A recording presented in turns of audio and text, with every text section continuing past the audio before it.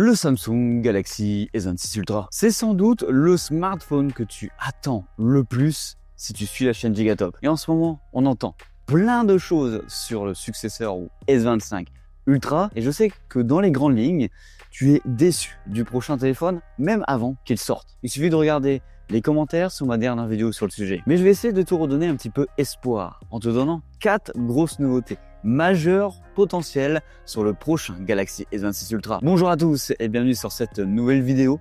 C'est Hugo et comme tu l'as compris, ici, on va parler du S26 Ultra. Allez, c'est parti.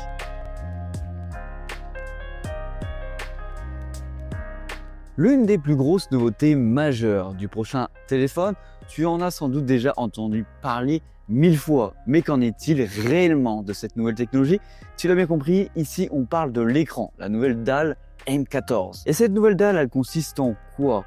En gros, le modèle 14 fait référence au nouveau set de matériaux organiques de Samsung qui améliore l'efficacité du courant qui traverse les pixels rouges, verts et bleu. Et le point le plus controversé de cet écran-là, c'est quoi? C'est surtout que le panneau M14 est physiquement capable d'atteindre les 6000 nits de luminosité maximale. Mais d'après les rapports les plus fiables, Samsung aurait décidé de brider logiciellement parlant son écran à seulement 2600 nits ou 3000 nits, ce qui est déjà largement suffisant. Mais là, tu pourrais me dire, ouais Hugo, c'est bien beau, mais pourquoi ils font ça? Parce que Samsung va privilégier la stabilité thermique et l'autonomie de son produit. Parce que 6000 nits, ça génère une chaleur intense qui dégrade la batterie et peut causer du burn-in. Mais si, tu sais ce que c'est l'un des principaux défauts des écrans OLED, c'est d'avoir des petites marques prématurées sur celui-ci. Mais dans tout ça, l'innovation majeure de cet écran-là que tu as dû sans doute déjà voir passer brièvement sur Internet. En plus de ça, on en a parlé dans la dernière vidéo sur la chaîne.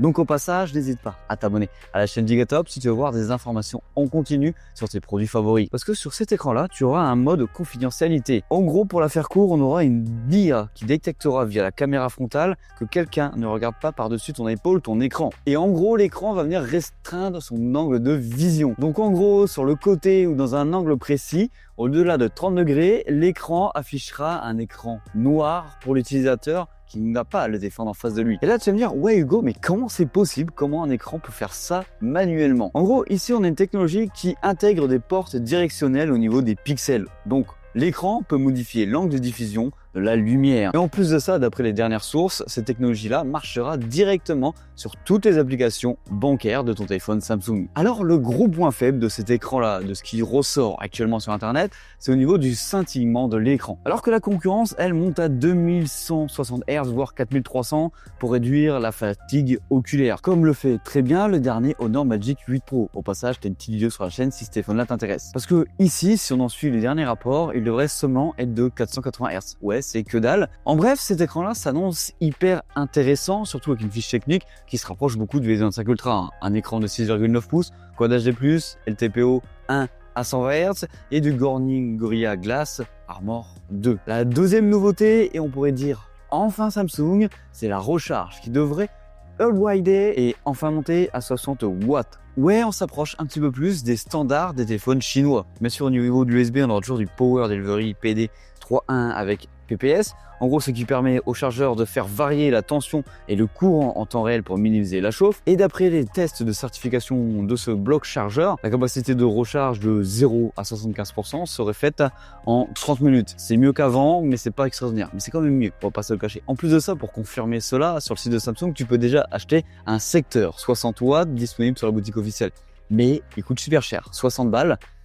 Surtout qu'on n'aura jamais le chargeur là dans la boîte, ça pique, c'est vrai. Au niveau de la recharge sans fil, bien sûr, ce téléphone-là sera compatible avec la nouvelle norme QI 2.2.1, ce qui permettrait à la recharge sans fil de grimper à 25 watts. Mais il y a cette théorie-là à prendre avec les pincettes. Comme quoi, on n'aurait pas du tout d'aimant connecté à l'arrière pour venir aimanter la recharge sans fil. Et tu vas me dire, ouais, pourquoi Hugo, cette théorie-là est remise en avant alors que plein de personnes sur Internet nous disent qu'on aurait eu ça sur le téléphone? Ça serait à cause du S Pen embarqué dans le téléphone. Parce que avoir un gros aimant à l'arrière dans le téléphone, puissant, ça cause un petit problème. En gros, ça peut donner, en tout cas faire avoir des zones mortes sur l'écran au niveau du stylet. Donc en gros, d'avoir des zones où le stylet ne marche pas. Bien sûr, cette info-là, c'est à prendre avec énormément de pincettes au vu du nombre de personnes qui dit l'inverse sur Internet, comme quoi on aurait bien un aimant à l'intégrer dans le téléphone sans mettre une coque. Parce que le S Pen, c'est clairement pas une contrainte que Apple ou Google a sur son téléphone, mais que Samsung a.